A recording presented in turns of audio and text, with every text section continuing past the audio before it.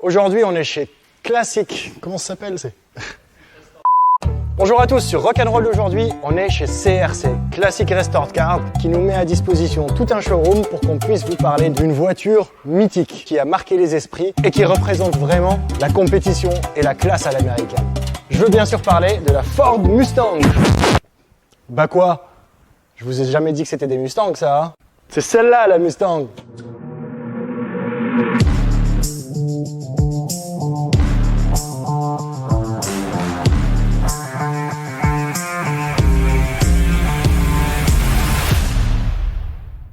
Aujourd'hui, je vous raconte l'histoire de la Mustang, des petites anecdotes croustillantes sur la voiture, et vous allez voir, le succès de cette caisse, c'est une succession de stratégies marketing de génie.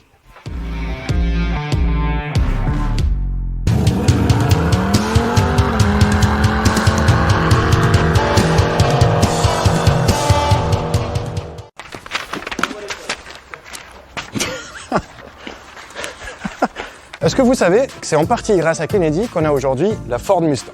Vous le savez pas? Eh ben je vous raconte l'histoire. Tout a commencé en 1961. Kennedy est président des États-Unis et il a décidé de nommer un homme qui s'appelle Robert McNamara comme secrétaire d'État à la Défense. Cet homme n'est rien d'autre que le numéro 2 de Ford. Le président à l'époque étant Henry Ford II, il avait comme numéro 2 Robert McNamara.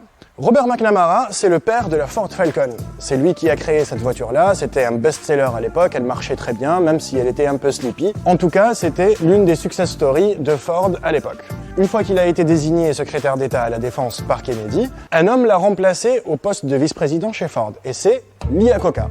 Vous connaissez sans doute Lee Iacocca, rien à voir avec les matelas à eau. Lee Iacocca était très porté sur la compétition, sur la course, etc., contrairement à son prédécesseur. Et aussi, il vivait très mal le fait qu'il soit à la tête d'une entreprise dont le best-seller, la Ford Falcon, a été créé par quelqu'un d'autre. Donc il a décidé de lancer sa voiture à lui. Comme il était un très grand stratège marketing, il a commencé par faire une étude de marché et s'est rendu compte d'un truc tout con. C'est qu'on est en 1961 et très bientôt, les enfants issus du baby boom vont avoir le droit de conduire. Vous connaissez le baby boom? Le baby boom, c'est à la fin de la Deuxième Guerre mondiale, les soldats américains qui sont rentrés chez eux et ils ont fait honneur à leurs femmes. 9 mois après, ils ont eu tous des gosses et 18 ans après, on est en 1963. Pour réduire les coûts, il a organisé un concours en interne chez Ford pour dessiner le nouveau modèle de la Mustang. La Mustang qui était censée concurrencer la Corvette qui est sortie quelques années plus tôt chez Chevrolet. Et donc tout ça a donné naissance au premier prototype Mustang. On le connaît sous le nom Proto Barquette 1. Qui avait 2 places, qui était cabriolet, qui était très plat, mais c'était pas réellement ce que Lee Iacocca avait envie de faire.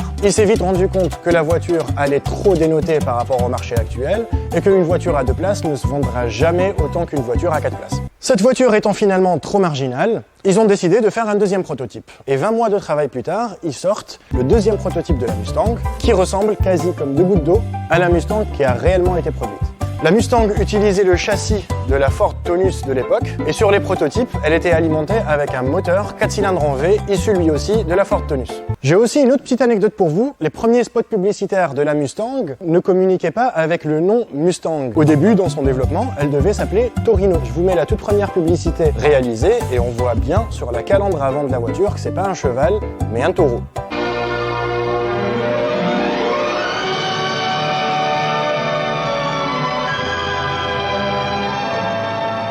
The Torino moves with a special beauty.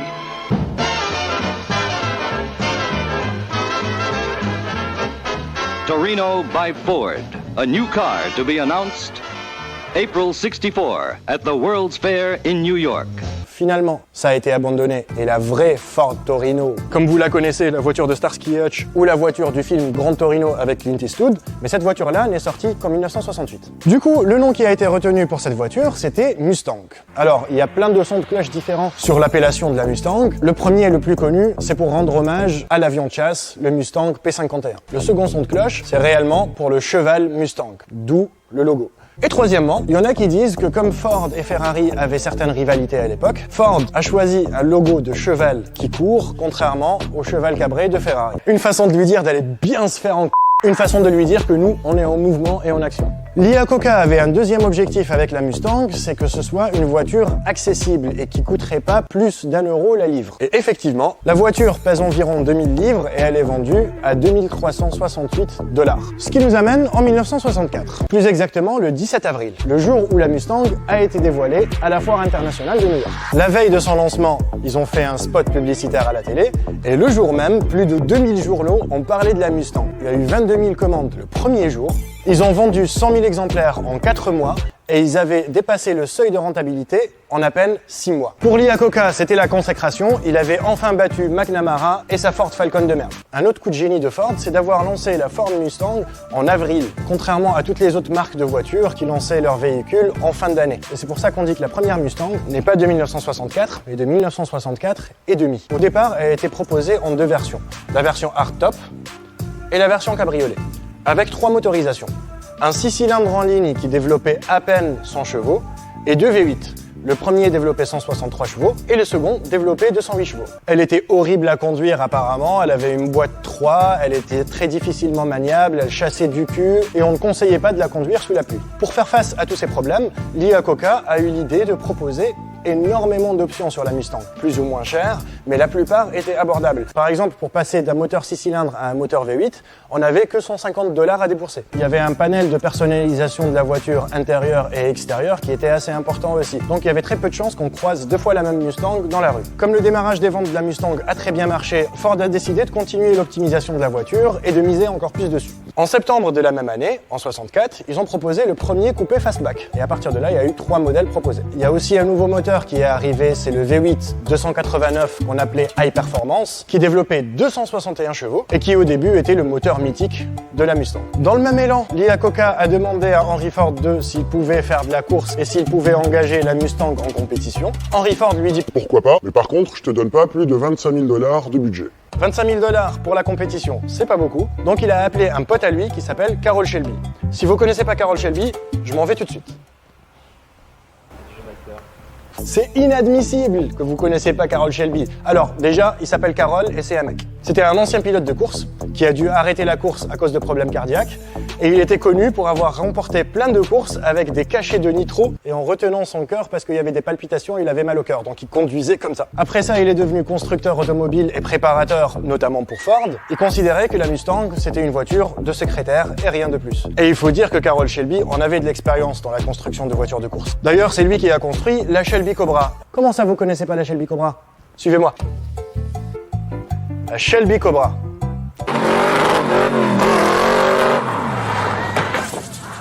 Alors, celle-là, c'est une réplique, c'est pas l'original parce qu'il en reste quasiment pas, mais c'est une réplique à l'identique avec le moule d'origine. Et donc, Shelby, qui avait déjà construit cette voiture-là, a décidé d'injecter des stéroïdes pareils sur la Mustang. En fin 64, il l'engage en compétition et sur les 2 premières courses, elle bat la Chevrolet Corvette, son ennemi de toujours.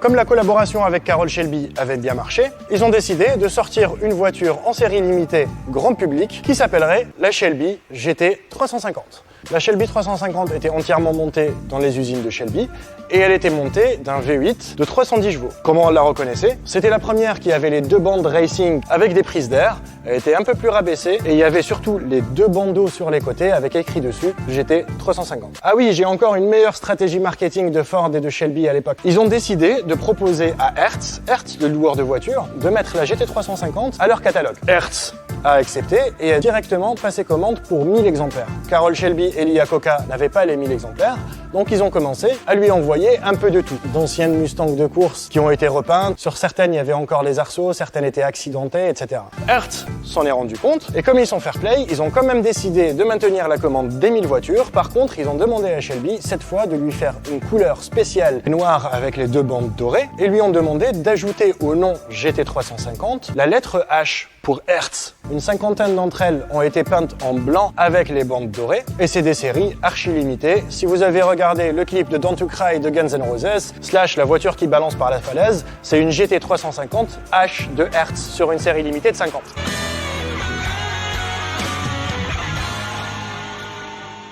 Apparemment, c'est pas vrai parce qu'il reste un seul modèle original dans le monde. Donc, c'était une réplique de Fastback classique sur laquelle ils avaient mis des stickers GT350H. En 66 aussi, c'était une très grosse année pour Ford parce qu'ils ont remporté les 24 heures du Mans, grâce en partie à Carroll Shelby qui avait développé la GT40 à l'époque. Et donc, Henry Ford II avait besoin d'une voiture pour se rendre sur place, au Mans, pour faire l'ouverture de la cérémonie. Donc ils ont pris une Ford Mustang verte convertible qu'ils ont sorti de la ligne de montage et où ils ont refait tout l'intérieur en mode super confort, super luxe et ils ont changé quelques logos avec le logo HF2 pour Henry Ford II. Cette voiture-là a croupi pendant plus de 20 ans dans un parking à Rueil-Malmaison, dans la région parisienne. Elle affichait que 15 000 km au compteur et elle a été vendue aux enchères en février 2018, 184 000 €.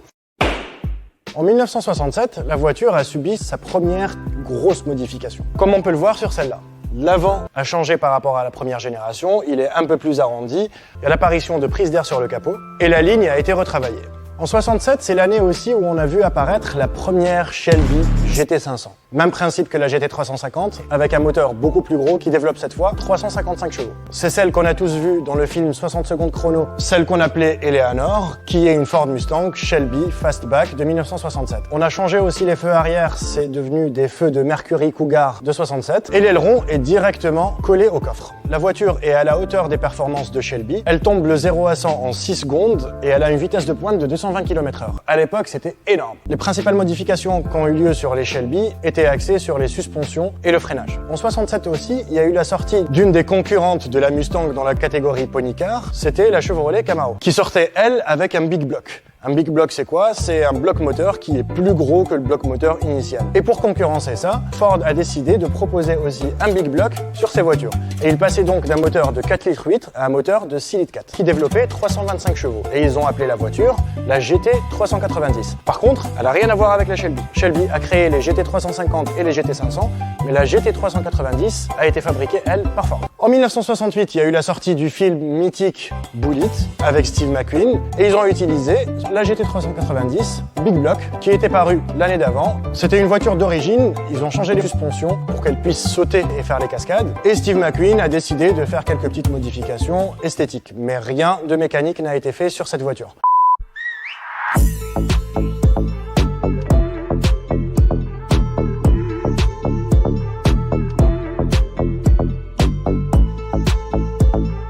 $25 000, c'est pas très beaucoup. On va la garder.